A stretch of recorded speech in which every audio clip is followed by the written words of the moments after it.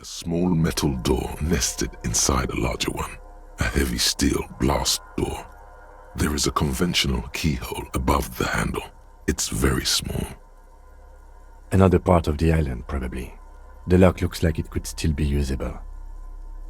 Maybe this is one of the doors we don't open? He's right. It would be better to open its big brother. A powerful engine hangs under the ceiling. It must control the blast door.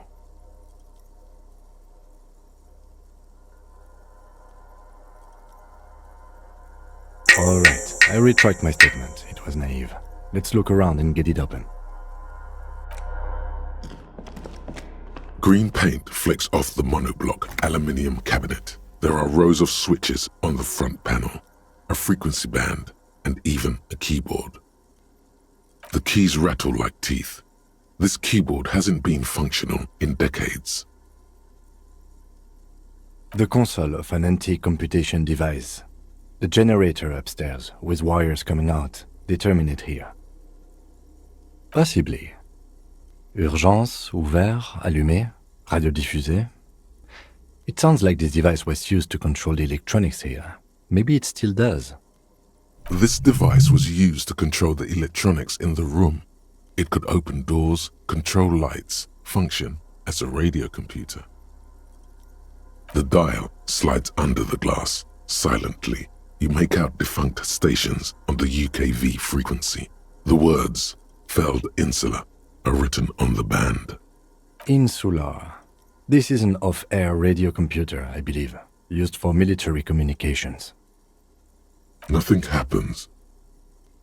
We need to restore power before using this, officer. The generator, it didn't look like there was fuel in it. We should look around outside. There are barrels all over. Maybe one of them still has something in it. A strange feeling looking at the water. Maybe you should just wander off into the sea, leave it all, and walk in with a bottle in your hand. Yes, cold and still, but love is warm like the inside of her mouth. Yes, yes, yes, yes. Always.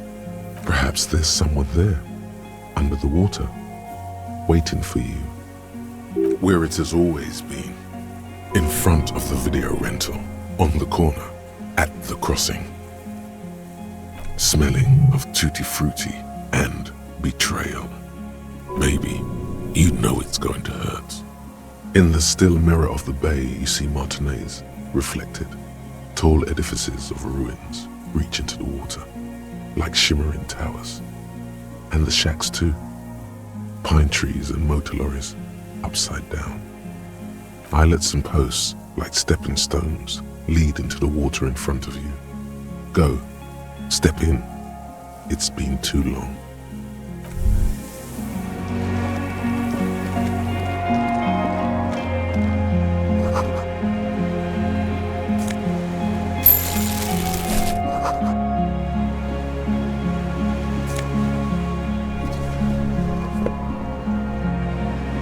There's a rain-soaked mattress on a concrete slab, only half covered by the crumbling roof.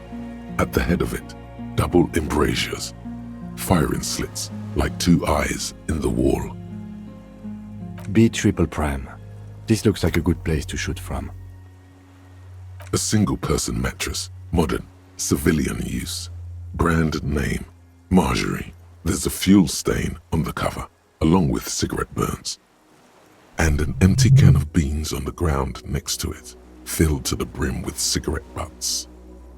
The silhouette of a tobacco picker adorns the paper filter, the brand Tio Moteri.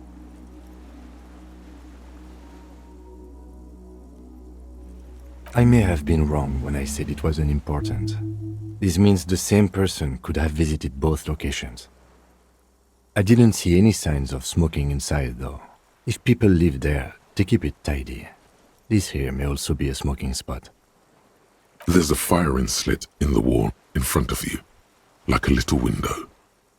Quite old and grimy from years without cleaning by anything other than the rain. The springs screech as you lean on the mattress and crane your neck to look out. Trepidation, a tingling feeling in your stomach. A small piece of Martinez coastline opens up in the square in front of you, like a tiny landscape painting. 1 kilometer across the water, the ruins look familiar. A towering skyscraper, its top floors shaved off by artillery fire. Capeside apartments, Rue de Saint-Ghislain, 33A and 33B. The red chimney and collapsed back of the 4-story tenement in front of the whirling in rags, Rue de Saint-Ghislain, 10, the doomed commercial area. The box-shaped silhouette of the whirling in rags, its sloped roof, a tiny fleck of light catches your eye on the rooftop, sunlight reflecting off the upstairs window of Clausia's room. What does that mean? Do you have line of sight to the window? More than that. A pair of binoculars? Or a scope of a rifle? You'd be prone, lying on a mattress, barrel resting on the embrasure. Cheek against a cheek rest, hand on the hair trigger, on a calm day like this. Good. I think we have it, Detective.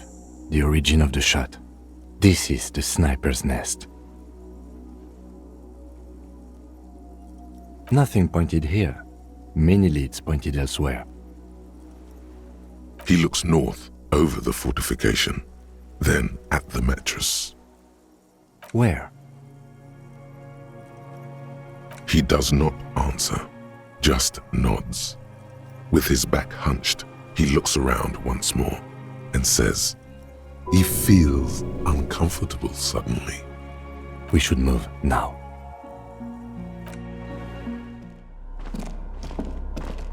This old cylindrical generator waits with its fuel cap open. Makeshift electrical wiring runs out of its side and across the floor. The lieutenant assists you, holding the canister up to the fuel tank as you tilt.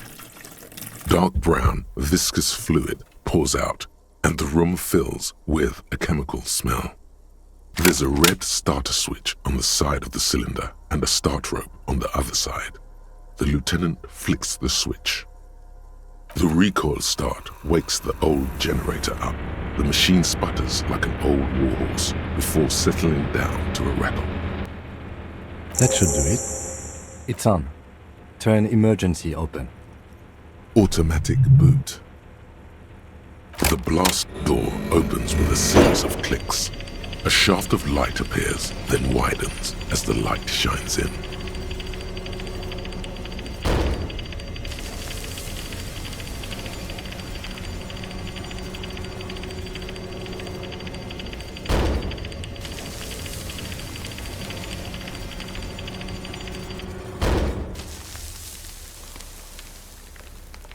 A sudden wave of anxiety makes your skin crawl. After you.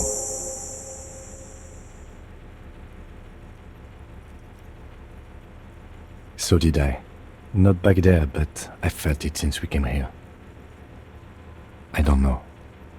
A thin wisp of smoke rises from a charred black fire pit. The wind picks up, then dies down again. Don't be. I have a gun. I know. It was not easy to acquire.